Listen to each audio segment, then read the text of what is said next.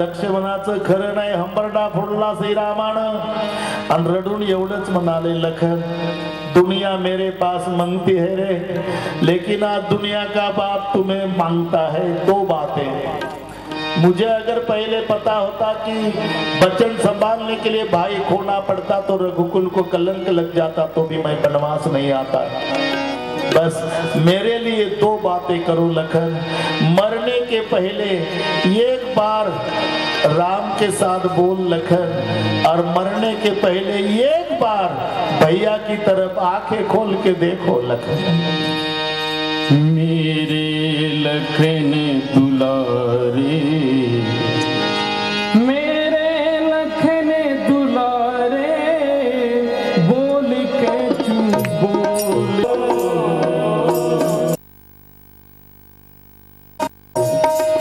पुन्हा रडारड सुरू झाली आणि करुण रसामध्ये वीर रसाचं आगमन व्हावं असा आवाज वरून आला हनुमानजीचा। जय श्रीराम! सगळे प्रभुजी प्रभुजी प्रभुजी, हनुमान आया, हनुमान हनुमान आया। आनंदाला पारावार नाही वानर सेनेमध्ये। आणि मग द्रोणागिरीवरचा वल्ली सुषण वैद्यानं वडकला, त्याचा रस लक्ष्मणाच्या मुखात पिळला। हनुमानजी एकटे उभे लांब चिंतातुर आहे, स्वतःला म्हणत होते हनुमानजी, हनुमान यश मिलेगा या नहीं, आधी रात बीत गई, लखन के जान को खतरा है हनुमान, स्वतःला म्हणत होते। पण इकडे रस पिळला सुषण वैद्यानं लक्ष्मणाच्या मुखात। सगळ्यांचं लक्ष लक्ष्मणाकडे। रस पिळल्याचा परिणाम झाला आणि लक्ष्मणानं करवट बदलली। काल सायंकाळी पासून पडलेला लक्ष्मण मध्यरात्रीनंतर करवट बदलल्या बरोबर सगळ्यांनी धाय मोकलून रडायला सुरुवात केली आनंदानं। रामचंद्रानं तर हंबरडा फोडला कवटाळून भावाला, मेरा भाई जाग रहा है।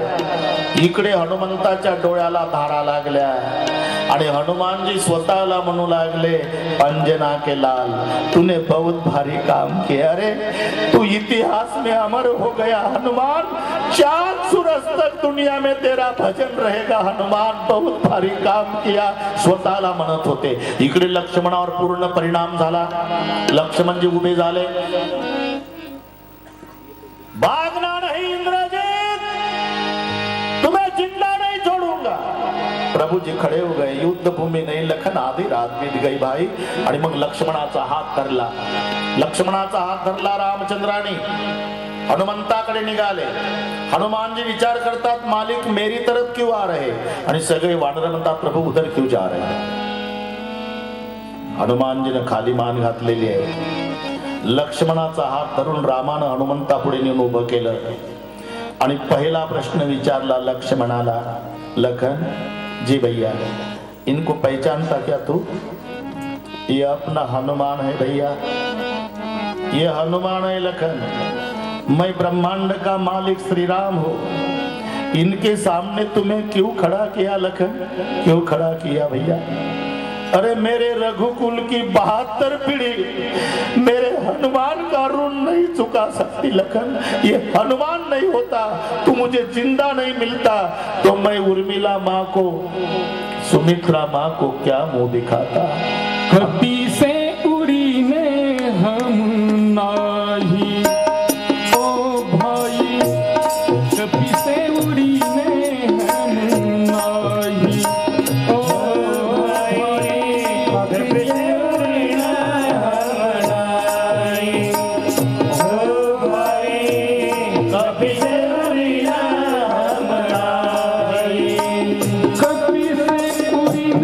चरण पर इतना बड़प्पन क्यों दे रहे मालिक, सब आपकी कृपा से ये मेरा निमित्त था। आणि रात्रीचं कळालं जेव्हा रावणाला लक्ष्मण सजीव झाल्याचं, मग रावणानं दुसऱ्या दिवशी कुंभकर्णाला जाग केलं, खूप दारू पाजली आणि कुंभकर्णाने सांगितलं, मेरी गदा मुझे लाके दो भैया, सेना मत भेजो, अकेला जाता हूँ, देखता हूँ तपस्वी को। आणि काजळ्याच्या पहाडासारखा विशाल देहधारी कुंभकर्ण एकटा निघाला। कुंभकर्ण दुर्वासा रंगा, कुंभकर्ण दुर्वासा रंगा, कुंभकर्ण दुर्वासा रंगा, कुंभकर्ण दुर्वासा रंगा, चला दुर्गत जी शरण संगा, चला दुर्गत जी शरण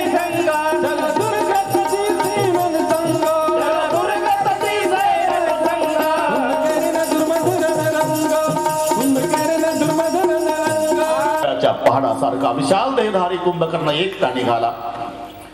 रामचंद्र शेजारी विभीषण जी बसले. विभीषण वो कौन आ रहा? वो मेरा भैया कुंभकर्ण. अकेला ही आता, अकेला अपनी पूरी सेना को कापी है, तो क्या किया जाए? विभीषण रडू लागला. कारण तो विभीषणा ओक्सा बोक्सी रडू लागला. अरे कारण तो देवा दुराचारी आहे, दारोड्या आहे, मांस खाणार आहे, पण शेवटी आम्ही एका मायेच्या पोटी जन्माला आलो. तो माझा भाऊ आहे आणि मला माहिती आहे तुमच्या हातून मरणार आहे. माझी एक इच्छा आहे देवा, माझ्या भावासोबत या जन्मीचं शेवटचं बोलणं करायचं आहे. परवानगी देतात? अरे जाओ जाओ विभीषण. विभीषण कुंभकर्णाकडे आला. धुंद झालेला कुंभकर्ण पुढे. विभीषण कौन है रे भाई? मैं आपका भाई भैया विभीषण. विभीषण हाँ भैया, अभी भी जिंदा है क्या रे? मुझे रामचंद्र ने अपनाया करके जिंदा हो. तुझे शर्म नहीं आती? किस बात की? भाई का नाता मालूम नहीं क्या? भाई भाई की भुजा होती है. अपने भाई का त्याग करके तपस्वी की शिविर में गया है तू. अरे धिक्कार है तेरा. नातं चांगलं माहिती आहे दादा. मग का गेला तपस्व्याकडे? पारमार्थिक आहे मी. माझ्या भजनात विरोध करणारा भाऊच काय, माय बापाचा सुद्धा त्याग करील दादा. एवढं ऐकलं कुंभकर्णावर एवढा परिणाम झाला की माझ्या कुळाचा उद्धार करणारा माझ्या घरातला सत्पुरुष माझा भाऊ विभीषण कवटाळला कुंभकर्णानं. आणि कवटाळू कवटाळू एवढा दुराचारी पण रडला.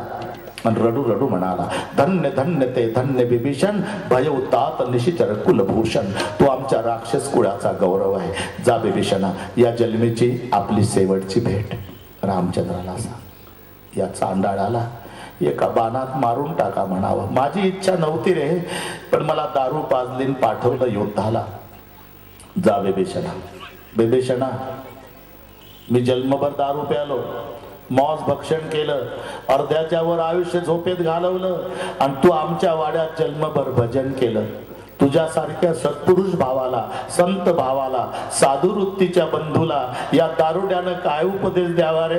पण तुझ्यापेक्षा वयानं मोठा आहे. एवढी एक प्रार्थना आहे विभीषणा, तुझ्या देहामध्ये शेवटचा श्वास आहे तोपर्यंत रामाचं भजन सोडू नको बाबा. जा. याला म्हणता सला लेना भाई की चाहे बैर हो. एक एक प्रसंग पहा. आणि मग युद्धाला सुरुवात झाली. कुंभकर्णानं अनेक वानरं मारली. शेवटी प्रभूनं 3 बाणाचं अनुसंधान केलं. 2 बाणाने भुजा उडवल्या, एका बाणाने शिरच्छेद केला. कुंभकर्ण मरता मरता अनेक वानरं मारून मेला. अति काय मारला, अकंपन केला, दुर्मुख केला, दुर्वचन, मोठे मोठे योद्धे केले. इंद्रजिताने यज्ञ केल्याचा सुगावा लागला. आणि रामचंद्राने सांगितलं, जाओ लखन, आज इंद्रजीत को मारे बिगर मुझे मुंह नहीं दिखाना. लखन को भी गुस्सा आया. प्रणाम किया भैया को. जाता हूं भैया. आज भूमंडल पर दशरथ का बेटा लखन रहेगा, नहीं तो दशानन का बेटा इंद्रजीत रहेगा. दोनों में से एक रहेगा. इंद्रजीत को मारे बिगर मैं आपको मुंह नहीं दिखाऊंगा भैया. और इंद्रजीत को मारे बिगर वापस आया तो धनुष और बाण तुम्हारे चरणों के पास रख दूंगा. कर पात्र लेकर भीख मांगूंगा. क्षत्रिय कहलाना बंद कर दूंगा. प्रतिज्ञा करून निघाला लक्ष्य.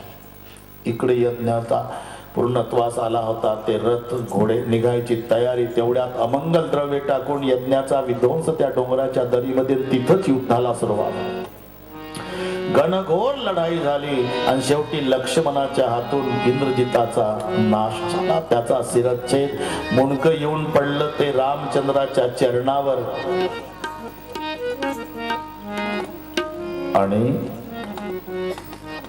हात तुटून येऊन पडला तो सुलोचनेजवळ. सुलोचनेनं ओळखला, माझ्या पतीचा हात. कोण वीर आहे माझ्या पतीला मारणारा? रडत बसली नाही. घरात गेली, पूजेचं साहित्य आणलं. अंगणात हात येऊन पडला होता. त्या हाताखाली एक कागद ठेवला, त्या हातात पेन दिला. त्या हाताची हळदी कुंकू फुलं वाहून पूजा केली. आणि डबडबल्या डोळ्यानं जिवंत नवऱ्यासोबत बायको बोलती अशी सुलोचना इंद्रजिताच्या हाताला प्रार्थना करू लागली. नाथबाबा भावार्थ रामायणात. सांगा घात केला कोणी, त्या कागद लिहूनी एवढी विनंती केली की त्या तुटक्या हातानं कागदावर 3 अक्षर लिहिले, लक्ष्मण सुलोचना. आणि मग मुख रामाकडे आहे. त्यावेळेला सुलोचना निघाली. तिला सती जायचं आहे. माझ्या पतीचं मुख मागते रामचंद्राला जाऊन. रावणाला काही सांगत होते, जाऊ नका देऊ सुनला. का? राम रागात आहे, तुम्ही त्याची पत्नी सीता चोरून आणली. तुमची सून आता ते इंद्रजिताचं मुख मागायला चालली. काही मनात परवाईट आलं तर, जशी सीता तुमच्याकडे तसं सुलोचनाला नाही येऊ दिलं तर रामाने. रावण म्हणला, तुम्हाला काय वाटतं रे? तो काय रावण आहे का दुसऱ्याची पत्नी हिसकावून घेणारा? अरे तो जगाचा बाप राम आहे, तो हे कृत्य करणार नाही. एवढा विश्वास वैऱ्याचा सुद्धा, म्हणून रामाला आदर्श शत्रू म्हटले आहे. पण लक्षात घ्या,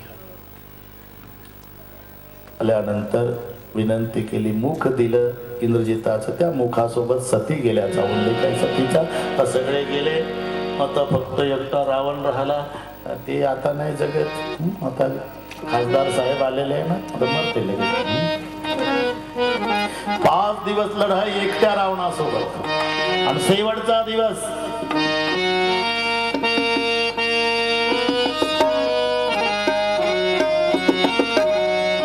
रावण युद्धाला आला. शेवटचा तपस्वी आपके जैसे बहुत तपस्वी वाला बंदीवास में गिरे. राम जी बोले, आप तीनों में से कौन हो रे गुलाब का फूल फनसिया? बकवास करता है, करके नहीं दिखाता हूँ. गुलाब के फूल जैसे होता है, गुलाब को फूल आता है, फल नहीं. जो करके दिखाता बकवास नहीं करता. फनस जैसे होते, फनस को फल आता, फूल नहीं. बकवास भी करते, करके दिखाते आम जैसे होते, आम को फल आता और फल भी. तो आप तीनों में से कौन हो?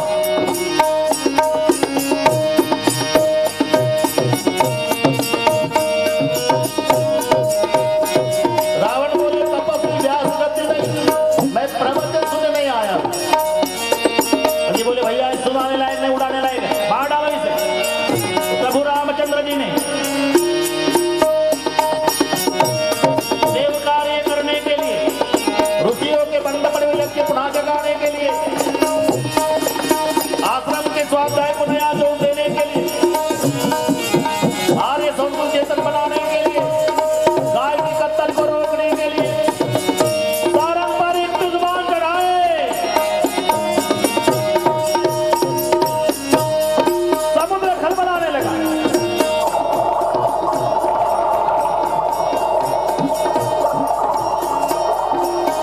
नदियों का बहाव बदल गया.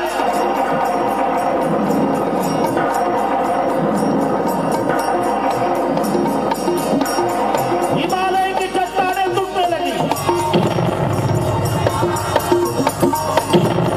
वृक्षों की पत्तियां झड़ने लगी. बड़े बड़े साधु की समाधि टूट गई. धरती नौका डोलने लगी. मेघनाद व्याकुल हुए.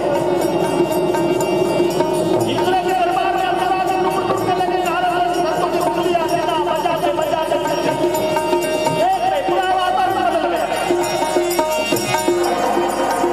क्या हो रहा, क्या हो रहा, क्या हो रहा?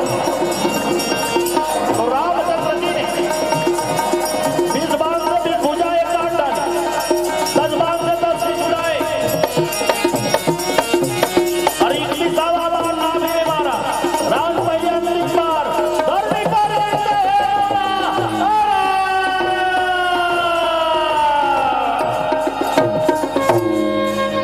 बोलिए रामचंद्र भगवान की जय. खासदार साहेबांना फार चिंगड्या करून टाकल्या रावणाच्या. लगेच विभीषणाच्या द्वारा अग्नी प्रदान, रावणाचा दहन विधी.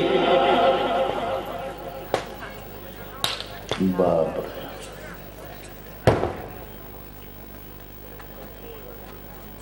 बरं का रोहिदास, रावणाचा दहन विधीचा कार्यक्रम विभीषणाच्या द्वारा झाला. 80,000 बायका रडत होत्या बापूरावजी. काय झालं असेल विभीषणाचं? रडू नका वहिनी, रडू नका. एकटा तीर, भाव जया 80,000. रोना नाही भाभी, भाभी रोना नाही, भाभी रोना नाही. कवटी फुटली का? अरे लगेच झालं त्याचं. या आता बिना आंघोळीचेच राहू द्या, आपली यात्रा झाली काय आता इतकी वेळ लागला. पानसरे आप्पा खूप समाज येणार आहे तिकडे, पण आपला रात्रीचा आहे प्रसंग, काही अडचण नाही. खासदार साहेब मस्त मजा करायची. तर हे जरा थोडक्यात झालं इथे, पण हे 8ला समाज एवढा सकाळी, हे रात्री असतं तर पडदा एकही दिवस ठेवावा लागला नसता, मला गॅरंटी आहे. काही पडदा नसता. पांडुरंग हुशार आहे. हा बाबा रातचा नको, जागा पुरत नाही, तो दिवसा भागवायचे.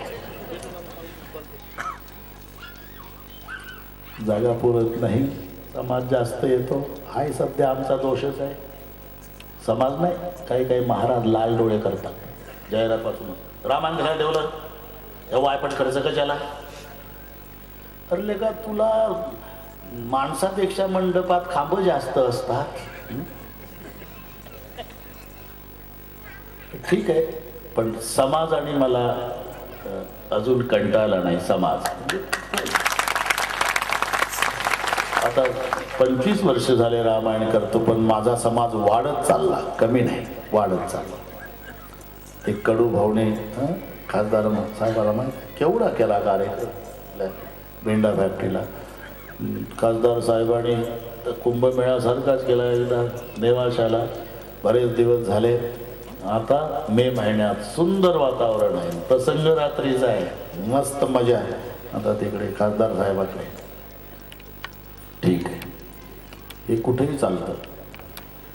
परमार्थात जास्तच आहे, फक्त दाखवत नाही एकमेकाला. राजकीय क्षेत्रापेक्षा जास्त आहे. तर तुम्हीच बरे भाऊ दिवसभर एकमेकाच्या विरोधात प्रचार करतात ना, कोणी नसल्याची खात्री झाली की एकाच हॉटेलात बटाटावडा खातात. पण हे 2 शास्त्री, 2 कुत्री, 2 मिस्त्री, 2 रेडे, 2 घोडे, 2 वेडे, 2 जावा, 2 आवान, 2 बुवा. नाही पटत, नाही पटत.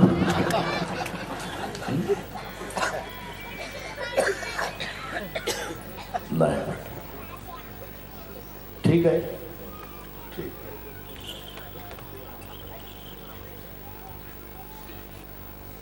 मेला बिचारा, तर मजाच गेली साहेब. आता ते विरोधक केला, मजाच गेली. आता तसे बाकी त्याला शिकवताना 7 दिवस जातात नाही. हा, म्हणून मी आग्रह धरतो एवढ्यासाठी, तर वातावरण निर्मिती त्याला करता येते. बाकी त्याला काय सांगणार, लढायच्या वेळेला समुद्र खलबलाने लगा, ते माझ्याकडे पाहिजे विडी ओढत. तुला काय समुद्र, माझी विडी ओढणं चालली म्हणून हिमालय की चट्टाने तुटणे लगी. ते कधी वातावरण करायचं निर्माण, नेहमीचे लागतात. तुम्ही पहा ते मोठे मोठे तिकडचे येतात ना, गुजरातमधले काही महात्मे आपली साऊंड सिस्टीम आणतात, मोठे मोठे कथाकार. याचं कारणच ते आहे, ते त्यांचं जुळलेलं असते. दुसऱ्याला शिकवताना त्याच्यापेक्षा चांगलं असेल तरी ते ऑपरेटिंग साधत नाही. शिकण्यात 7 दिवस जातात, आपलं संपून जातं कार्यक्रम. म्हणून खासदार साहेबांना सांगितलं तुझं ठीक आहे. आता थोडक्यात राज्याभिषेकापर्यंत कथा न्यायची. मला बरोबर 11 वाजता गाडीत बसायचं. स्टेजलाच गाडी लावलेली आहे बाबूरावची. त्याचं कारण खासदार साहेबाला कल्पना नसेल. माझं कीर्तन आज 7 ते 9 नागपूरला आहे, आणि उद्याचं रामायण दुपारी पैठणच्या जवळ विहा मांडवा आहे, तिथे माझं उद्याचं रामायण दुपारी सुरू आहे. तुम्ही माझी ओढाताण पहा. आणि म्हणून मला जायचं. आता पुण्याला 4 वाजताच्या विमानात बसायचं. बाकी सगळे बसले होते, निळोबा राहायला होता विमानात बसायला, पण त्याला हेल्पर म्हणून येतो. आणि परत 10:15च्या विमानानेच आजच रात्री वापस यायचं. 7 ते 9चं कीर्तन करून पुन्हा 11 वाजता पुण्याला. त्याच्या आधी 1 तास जावं लागतं, चेकअप वगैरे भानगडी. हा, हे तुम्ही समजू शकता. धन्यवाद. गतप्राण रावण झाला, उत्तर क्रिया संपली. विभीषणाच्या द्वारा सीतामाईचा अग्नीच्या साक्षीनं प्रभूने स्वीकार केला. इंद्राच्या द्वारा अमृताचा वर्षाव झाला. सगळी वानर सजीव झाली. सगळ्या वानरांना प्रभूने नमस्कार केला. जा सकते हो, बहुत कष्ट उठाए. बोक्सा बोक्सी रडू लागले हो पाला खाणारे वानर. देव म्हणाले, का रडता बाबा? प्रभू, मोठ्या मोठ्या योग्याच्या ध्यानाला न येणारा तुम्ही सकाळ संध्याकाळ दुपार दर्शन होत होत अब कब मिलेगा प्रभु दर्शन, अरे मेरी याद करो रोना नहीं जाओ. ओक्सा बोक्सी रडून गेले वानर, प्रभूचा विरह सहन होईना. आता प्रभूने हिशोब केला ना, एकदम आठवण आली भावाची. लक्ष्मणा 14व्या वर्षाचा आज शेवटचा दिवस आहे, आपल्या लक्षात नाही. आणि भरत काय म्हणला होता, सूर्यास्त होईपर्यंत वाट पाहिल, नाही तर मी अग्नीत उडी घालीन. चल गेलं पाहिजे आता. बिभीषणाचं विमान सज्ज झालं, पुष्पक विमान. त्याच्यात 14 व्यक्ती बसल्या. नळनी, जामवंत, सुग्रीव, अंग, धर्म, दलित, रुचमुख, केशरी, गवाक्षे, राम, लक्ष्मण, सीता आणि बिभीषण. विमान उड्डाण झालं. आज सर्वांना आनंद आहे. विमानातून सगळी माहिती प्रभू देत होते. आता विमान उतरलं ते अगस्ती मुनीच्या आश्रमात. अगस्ती आणि लोपामुद्रा दोघांनी स्वागत केलं. तिथून विमान उड्डाण झालं, वाल्मिकीजीच्या आश्रमात आलं. पांढऱ्या दाढीचा साधू झोपडीतून बाहेर रडतच आला आणि रामाच्या गळ्याला बिलगून हंबरडा फुलला, रामा बस आमचं साधू संताचं तू कल्याण केलं बाबा. आणि तिथून विमान निघालं ते भारद्वाजजीच्या आश्रमात आलं. तिथे प्रभू म्हणाले, हनुमंता माझा भाऊ भरत, लोक सावत्र म्हणतात त्याला, पण सख्यापेक्षा प्रेम आहे माझ्यावर. तो तपाला बसलाय नंदीग्रामात, त्याला संदेश द्यायचा, पण सावधानीनं दे. जास्त आनंदात प्राण सोडल माझा भरत. त्याला म्हणा तुझा भाऊ येत आहे राम. निघाले हनुमान संदेश द्यायला. इकडे भरताची दशा. काही ठिकाणी असा उल्लेख आहे गडाख साहेब, भरतजी या रामायणात नाही, काही ठिकाणी भरतजी सूर्योदय झाला तेव्हा अयोध्येत गेले. शरयूच्या काठाला उभे राहिले. सगळ्या प्रजेला बोलवलं आणि सांगितलं, आज 14वें साल का अंतिम दिन है, रामचंद्र भैया आने वाला. भैया आएगा तो सब प्रजाजन धूम धड़ाके से स्वागत करना. मैं भैया को मुंह दिखाने लायक नहीं हूं, मेरे कारण भैया बनवास गया है, तो मैं सरयू के पानी में कूद के मर जाता हूं. टाकली उडी भरताना सरयूत. सगळ्या लोक रडू लागले, भरतजी गेले, भरतजी गेले, भरतजी गेले. थोड्याच वेळात एक चमत्कार झाला. भगव्या वेशाचे 2 साधू, इथे बसले ना साधू, असे 2 साधू, दोघांनी 2 हात धरलेले भरताचे पाण्यातून बाहेर आणला. तिघही ओले चिंब झाले. 2 साधून मजबूत पकडलं 2 हात आणि नदीच्या काठावर आणलं. तेव्हा भरतजी समाधानी तर जय जयकार केला भरताचा, पण भरतजीचे लाल डोळे त्या साधूवर. कौन हो आप लोग? अरे इस पापी को मरने क्यों नहीं दिया सरयू के पानी में, जिंदा क्यों निकाला बाहर? कौन हो आप? तेव्हा साधू म्हणाले, हम दोनों रामचंद्र की पादुका है. प्रभु ने पादुका दी थी ना, तो आपका रक्षण करने के लिए दी थी. हम 2 साधु बन के आए थे, हमारी जिम्मेदारी है. राम जी आए बिगड़, हम आपको मरने नहीं देंगे करके बाहर निकाला. हे प्रसंग काही ठिकाणी तर कुठे चिता रचल्याचा उल्लेख आहे. चिता फक्त पेटवायची शिल्लक आहे. आणि इतक्यात हनुमानजी आले. भरतजी, जेव्हा बघितलं हनुमानजीला, भरतानं दंडवत घातला हनुमंताला. क्यों आए हनुमान जी? खुशी का संदेश. तुम्हारे भैया श्री राम दोपहर तक अयोध्या में पधारने वाले. अरे नाचू लागला. भरत पागल झाला आणि नाचता नाचता म्हणाला, हनुमंता या संदेशाच्या बदल्यात अरे काय बक्षीस देऊ तुला? काही नाही, पण माझा दादा वहिनी सिंहासनावर बसल, माझी माय कौशल्या आरती ओवाळल, त्या राजा राणीचं रूप हा भरत डोळ्यानं पाहिल आणि दोन्ही बोबुळे काढून बक्षीस देईल बाबा तुला, दुसरं काही नाही माझ्याकडे. जेव्हा भरतजी पळत आले, राजवाड्याच्या पुढे उभे राहिले. माताजी, कौशल्यनं ओळखलं माझ्या भरताचा आवाज. बाहेर आले. क्या बेटा?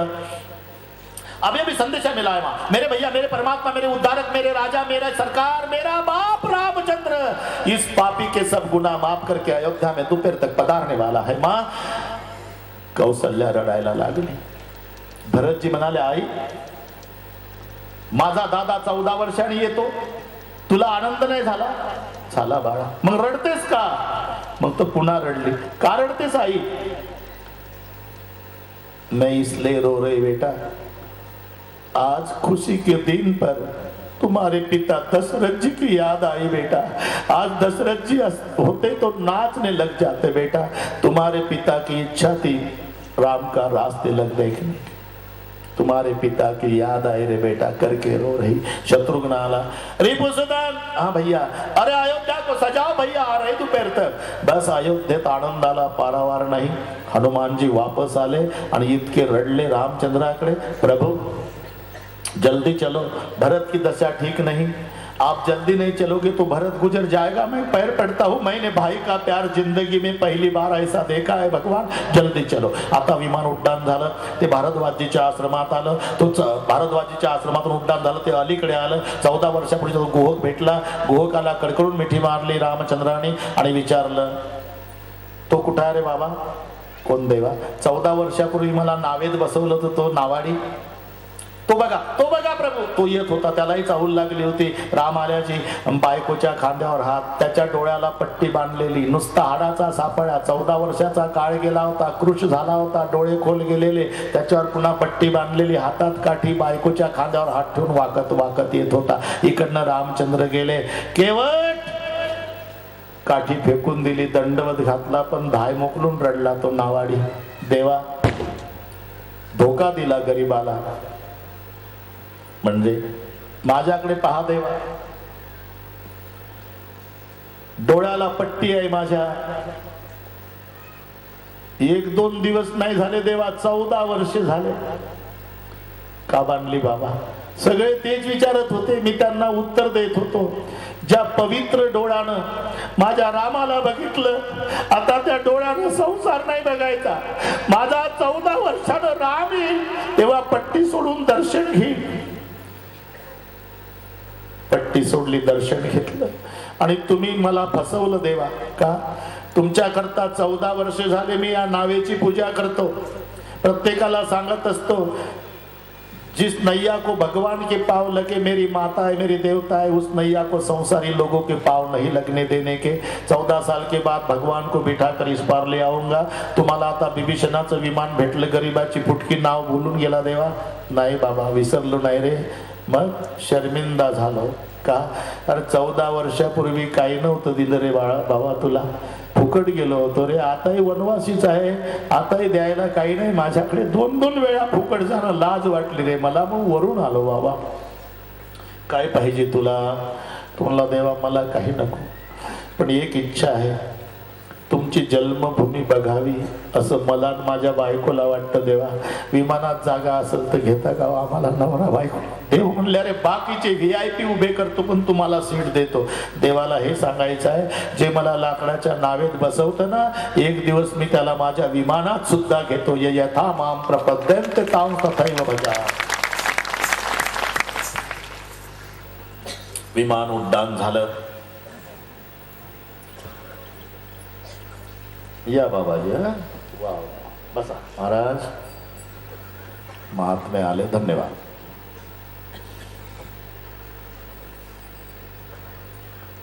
अयोध्येच्या सीमेवरती विमान उतरलं, कुबेराची संपत्ती स्वयं विमान प्रभू नमस्कार केला, ते निघून गेलं। तिथे लंका कांड पूर्ण झाला, आता उत्तरकांडाला सुरुवात झाली। प्रभूनं ती माती कपाळाला लावली, जन्मभूमी माझी अयोध्या ही मला स्वर्गापेक्षा श्रेष्ठ आहे म्हणाले।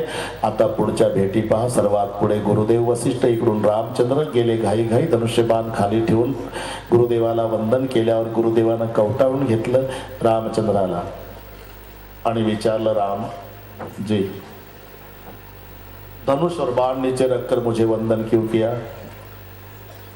जब तक दुर्जन मारने के थे गुरुदेव, तब तक शस्त्र संभाल के रखा था।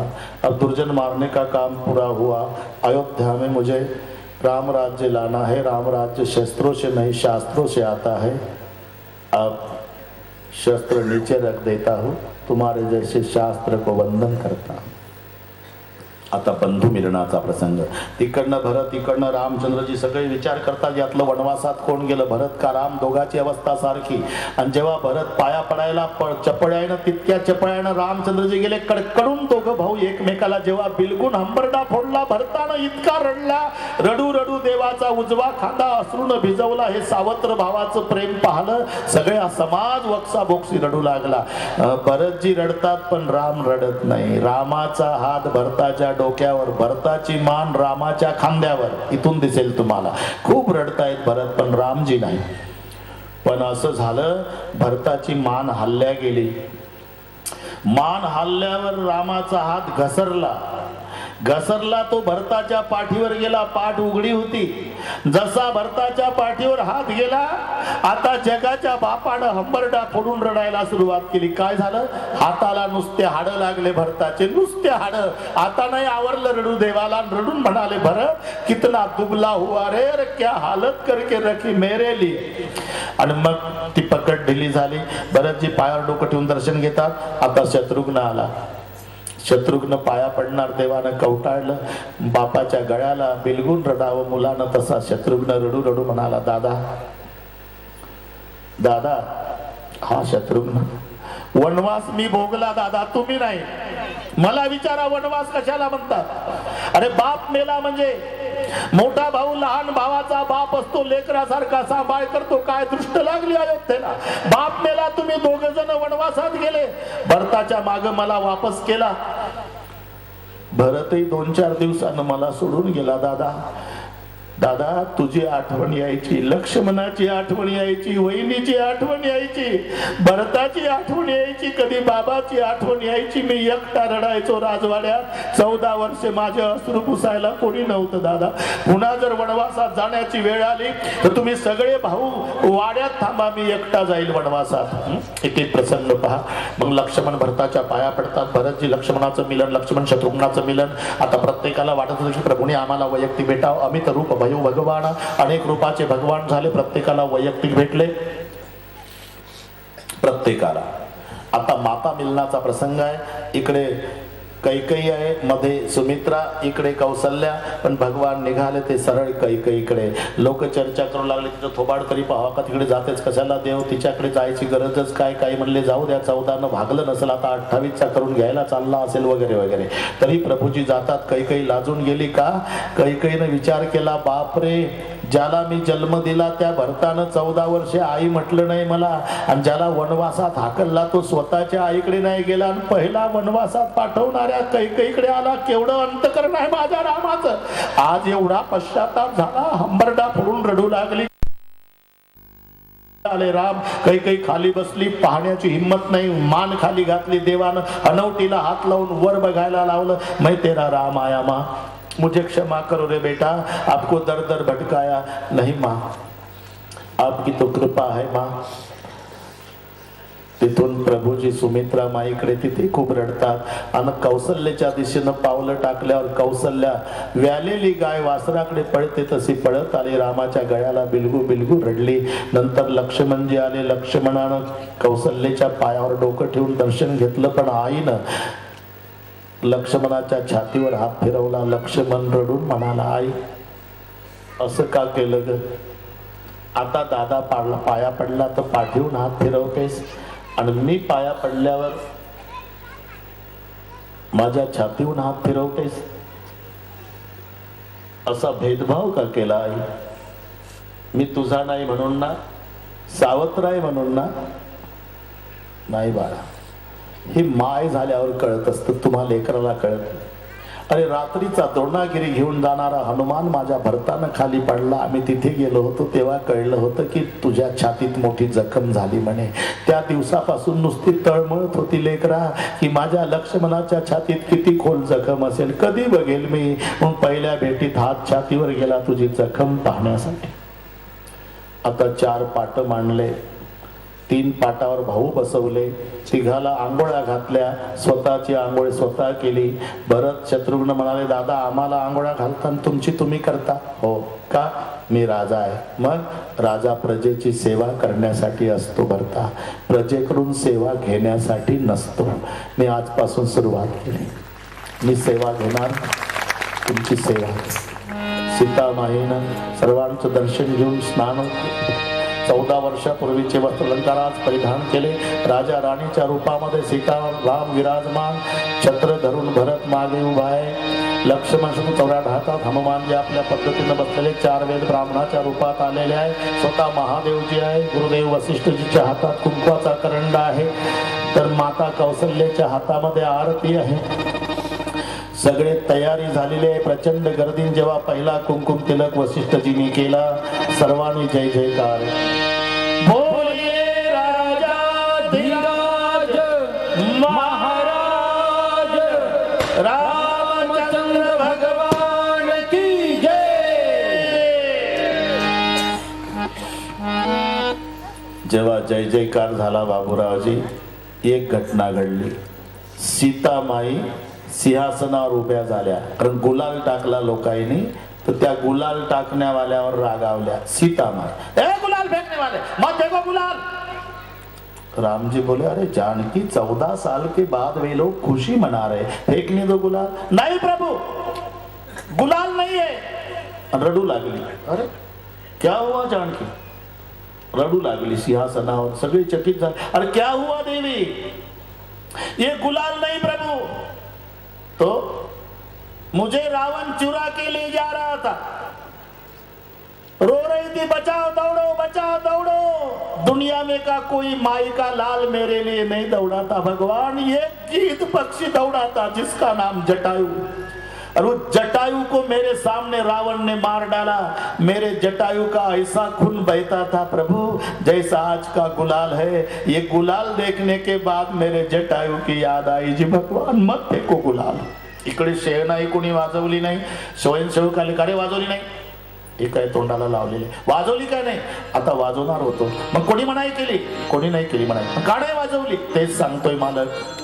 सिंहासनाकडे पाहला आम्ही, आणि तो आनंदाचा सोहळा पाहला, आणि आमच्या मनात आलं आज महाराज दशरथजी पाहिजे होते. जुन्या मालकाची आठवण आली आणि आमचा कंठ दाटून आला, म्हणून शेणाई वाजल्या गेली. राज्याभिषेकाचा सोहळ्याचा सांगितल्या पार पडला. 1 महिना आनंद चालला होता अयोध्येत, आणि 1 महिन्याने निरोप समारंभाचा दिवस उजाडला.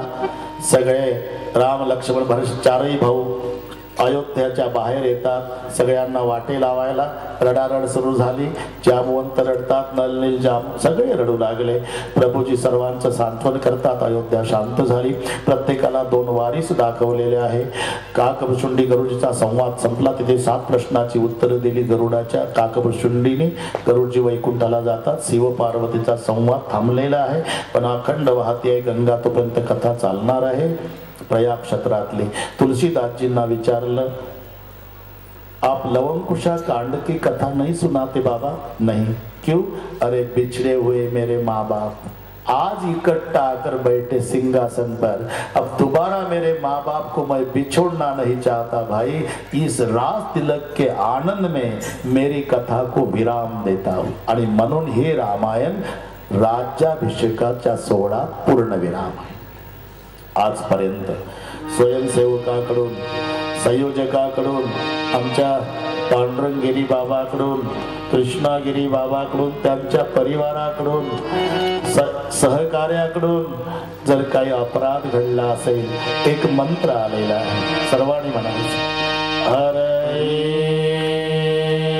नमः. हरे नमः.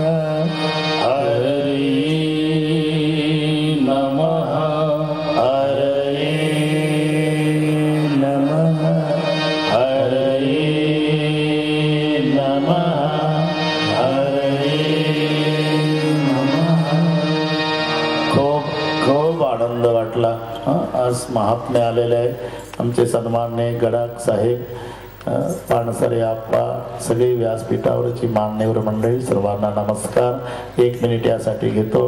आमचे मुख्य गायक हार्मोनियम वादक काशीनाथ महाराज पाटील जळगाव, ते आई बरी आजारी असल्यामुळे काल गेले. दुसरे सहगायक निळोबा महाराज सूर्यवंशी, मढी तालुका कोपरगाव. तिसरे सहगायक रविदास महाराज जगदाळे, दहिवडी तालुका सिन्नर, जिल्हा नाशिक आणि तबला वादक संजय महाराज मस्के हे एकल्याचा खेळ म्हणून मेळ मिळवला. सर्वाच्यामुळे हा आनंद आहे. अगदी 22 वर्षे झाले आम्ही एकत्रित आहोत. 2 भावाचं 6 महिने पटत नाही. आमचं 22 वर्ष झालं, कधी कुठे काही नाही. हा आमचा परिवार आहे. मी ब्रह्मचारी असलो तरी हा परिवार. तेव्हा या सर्वांच्यामुळे हा आनंद आहे. खूप आनंद वाटला. कधी कधी शिस्त लावण्याच्या उद्देशानं एखादा कठोर शब्द आमच्या तोंडून निघाला असेल, कोणाच्या भावना त्यामुळे दुखावल्या गेल्या असतील, तर श्रोते हे वक्त्याचे मायबाप असतात. आणि मायबापाचा धर्म काय असतो? आपल्या लेकराचे अपराध पोटात घालणे.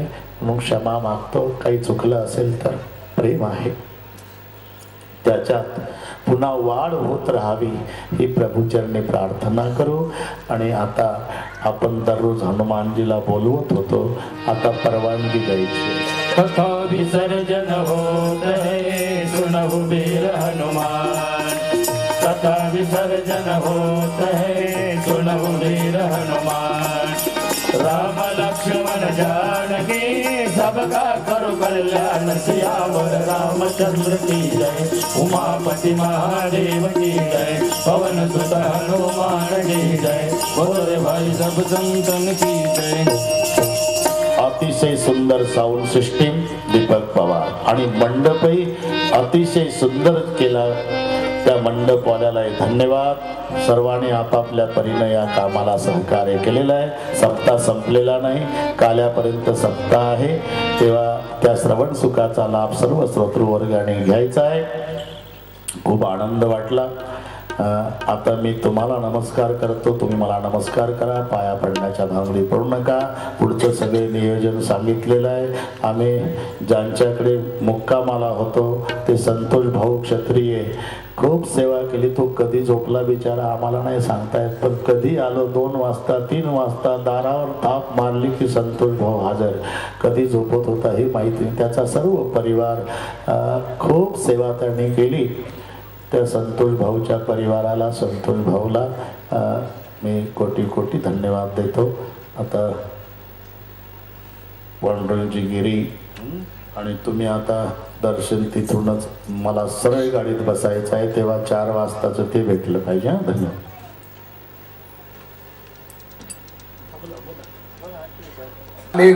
घरा आले कृपाळ, सांभाळिले अनाथा. आपल्या या तपपूर्ती पुण्यतिथी सोहळ्याच्या निमित्तानं श्री क्षेत्र वावी नगरीमध्ये ऐतिहासिक स्वरूपाचा अभूतपूर्व न भूतो न भविष्यती असा भव्य दिव्य हा कार्यक्रम आपण या ठिकाणी आयोजित केला. या कार्यक्रमामध्ये परम आदरणीय, पूजनीय, श्रद्धेय आणि सद्य काळातले म्हणजे या वर्तमान काळातले, आत्ताच्या या चालू काळातले तुलसीदास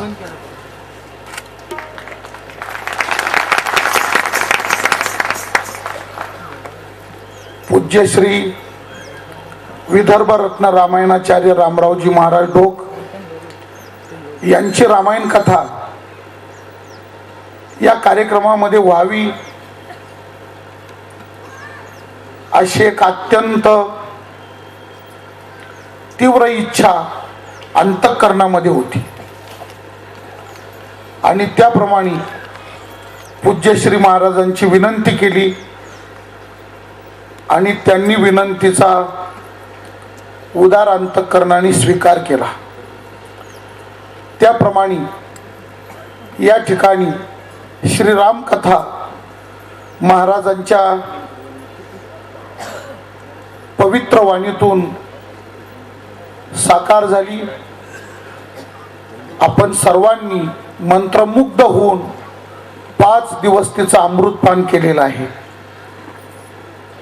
वस्तुतः महाराजांचं रामायण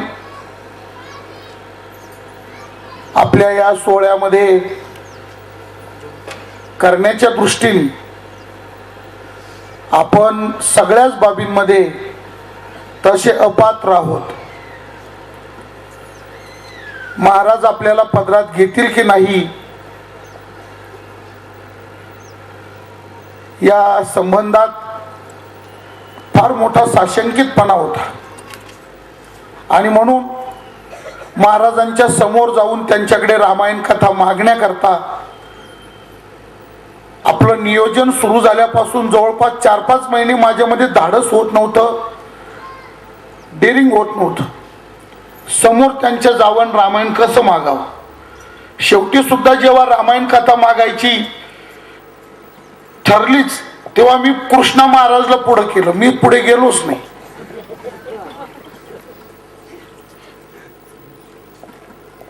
आणि कृष्णा महाराजांनी पूज्य श्री महाराजांना विनंती केली, कारण महाराजांचा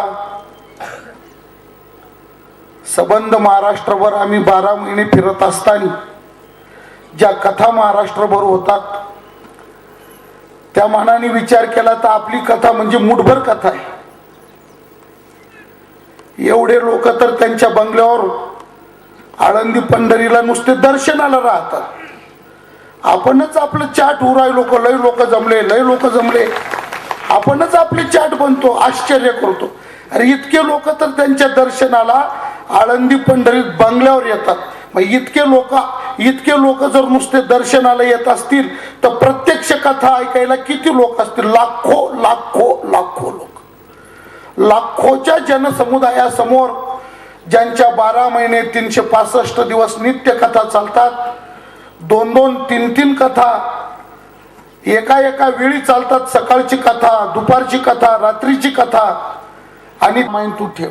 आणि ज्यावेळी आम्ही वंडलीला गेलो, महाराजांच्या जन्मभूमी गावी गेलो, त्यावेळी सुद्धा माझं धाडस नाही झालं. मी निळोबा महाराजांना पुढे केलं आणि महाराजांना म्हटलं सांगा की वावीला रामायण पाहिजे.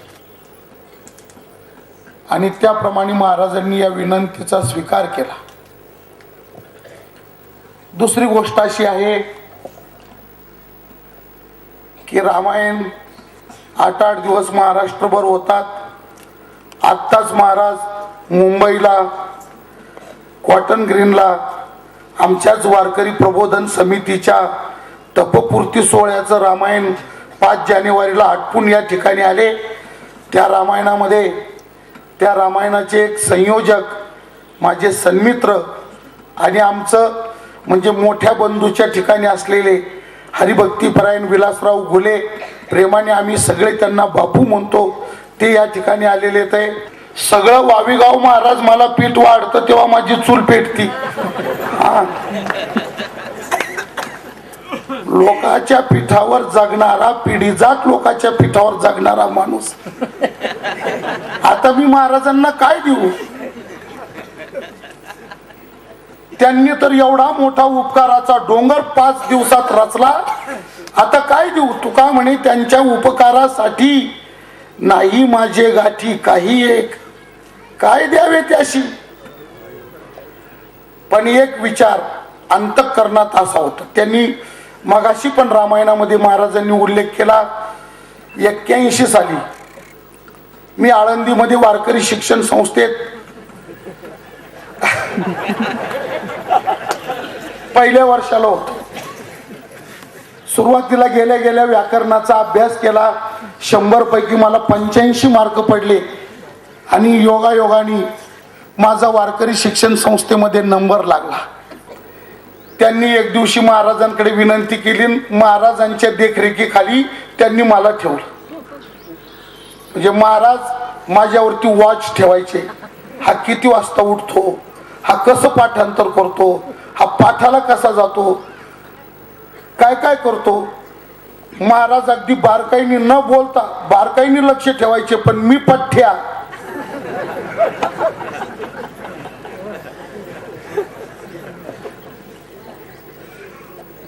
पुढे चालून कुटुंबामध्ये 86 साली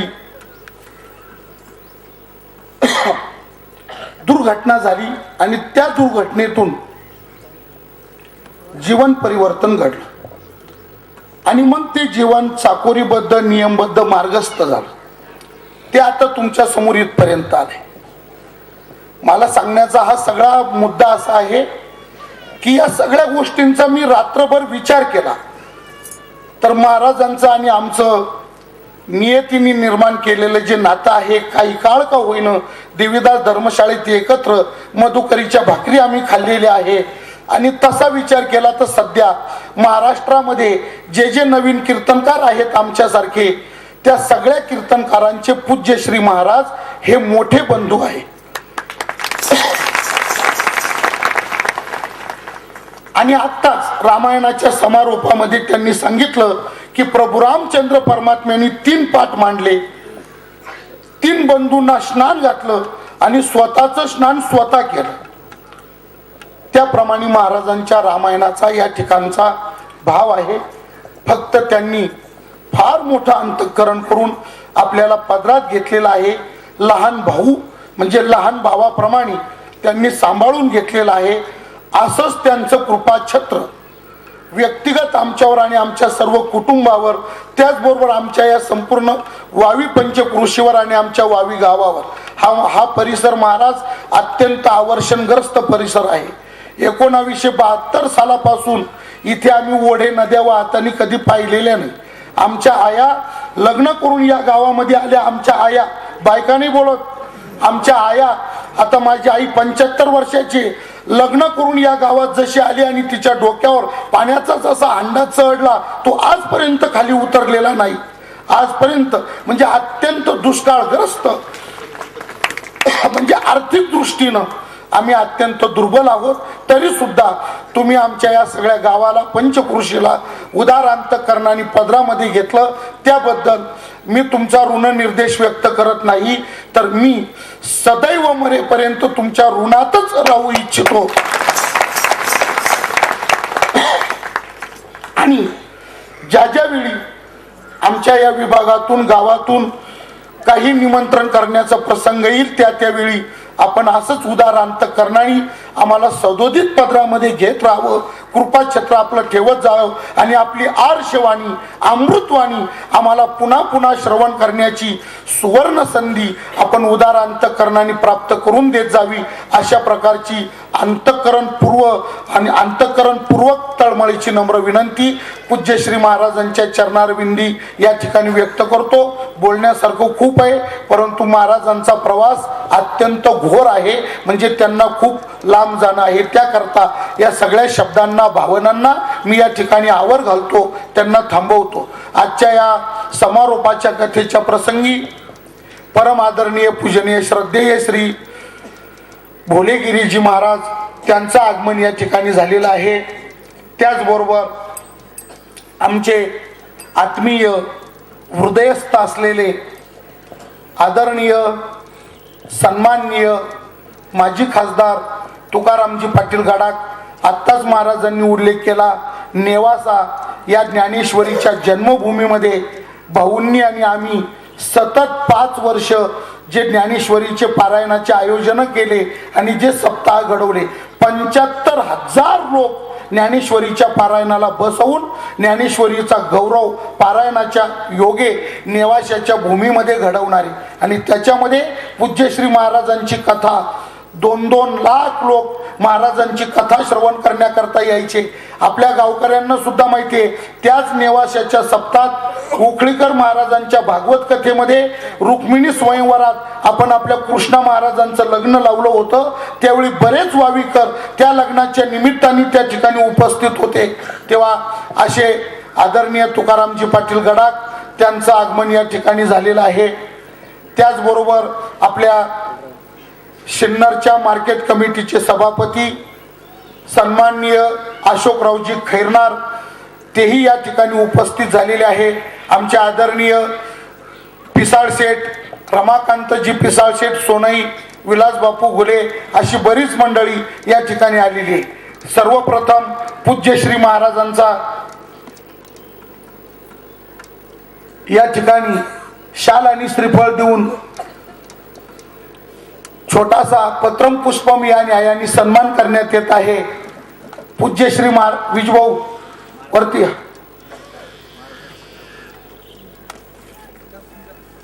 पूज्य श्री महाराजांनी त्याचा स्वीकार करावा.